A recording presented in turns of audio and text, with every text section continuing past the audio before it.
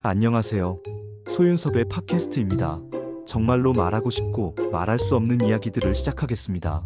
폐쇄적인 환경에서는 귀신과 조현병이라는 4차원 생활을 견뎌냈고, 견뎌가는 사람들은 절대로 집단의 구성원으로 전락되거나 얽히고 설킬 수 없었다는 것을 어떻게 생각하십니까? 20세기의 한국 사회에서 4차원 생활을 견뎌냈고, 견뎌가는 사람들은 철저히 개인적인 상황이었기 때문에 그렇지요.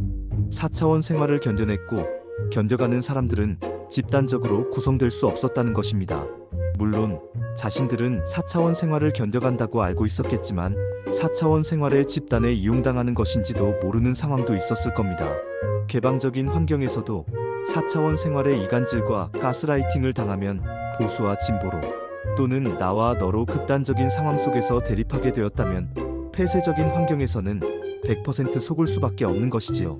국가와 국민을 위한 4차원 생활의 생존이었는지, 아니면 자신을 위한 4차원 생활의 생존이었는지를 판단하면 확인할 수 있습니다. 아무튼 폐쇄적이든 개방적이든 사이비 종교단체의 4차원 생활은 자국사회가 하나로 통합되어 있지 않습니다. 한국사회이든 세상사회이든 사이비 종교단체의 4차원 생활은 제각각 따로따로 되어 있다는 것이죠. 그래서 4차원 생활은 이겨내는 사람들이 버텨낸다고 확산되는 것이 아니라 제각각의 4차원 생활이 사용되면서 확산된다는 것입니다. 제각각의 사이비 종교단체의 4차원 생활이 어느 한쪽에서 사용되면 다른 쪽으로 모두 확산된다는 것이죠. 한국 사회뿐만 아니라 세상 사회도 모두 그렇다는 것입니다.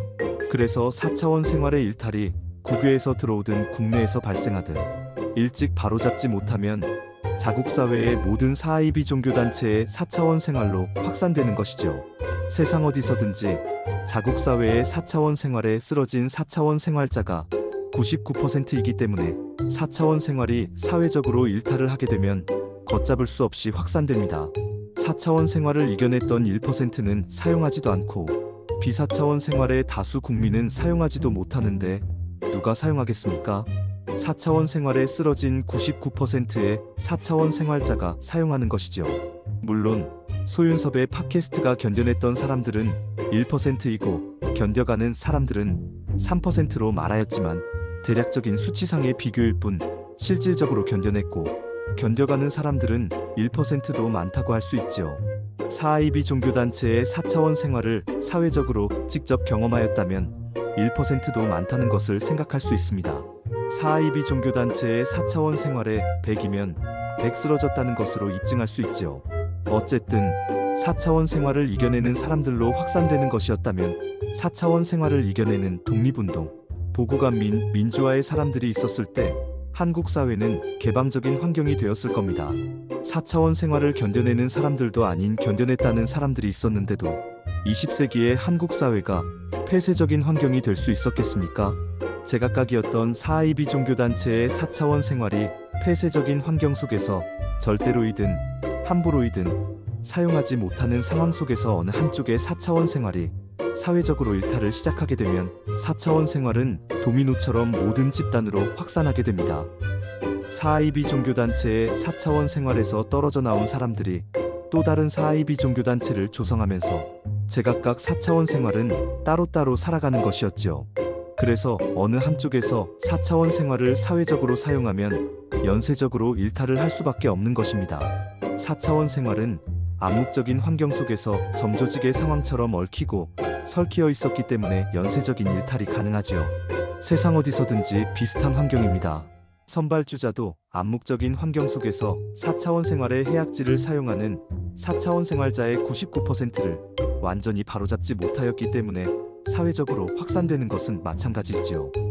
어떻든 4차원 생활을 이겨냈던 사람들이 4차원 생활을 바로잡았거나 그와 더불어 국정 운영을 책임지면서 한국 사회의 국부와 위인의 기반을 조성하지 못하였기 때문에 4차원 생활을 이겨냈다고 하더라도 선발주자의 환경처럼 집단을 구성할 수 없었습니다. 반면에 4차원 생활의 귀신의 신내림을 말하는 강요 속에서 개인적인 입장으로 얽히고 설키는 상황도 있었을 겁니다. 4차원 생활을 개인적으로 견뎌냈고 견뎌가는 입장도 아닌 동조하고 순응하는 개인적인 입장에서 사이비 종교단체의 구성원으로 전락하지는 않았지만 신내림을 피하였다는 상황 속에서 4차원 생활의 환경 속으로 들어서 있었다는 것이죠. 개인적인 입장의 사람들은 4차원 생활이 폐쇄적인 환경 속에서 오늘날처럼 일상적으로 겪지 않았기 때문에 귀신으로만 생각하거나 자신들의 종교단체를 다니면서 조심하고 살았을 겁니다. 하지만 사하이비 종교단체의 4차원 생활에 이용당하는 환경도 있었다는 것이죠. 사하이비 종교단체의 4차원 생활의 환경 속에서 있었기 때문입니다. 4차원 생활을 견뎌냈고 견뎌가는 사람들도 일제강점기와 군사정부의 하수인이라는 사하이비 종교단체의 4차원 생활에 이용당하는 상황도 있었다면 개인적인 입장의 사람들은 말할 필요도 없는 것입니다. 한국 사회의 환경에서만 그럴까요? 아니지요. 세상 사회도 그렇습니다.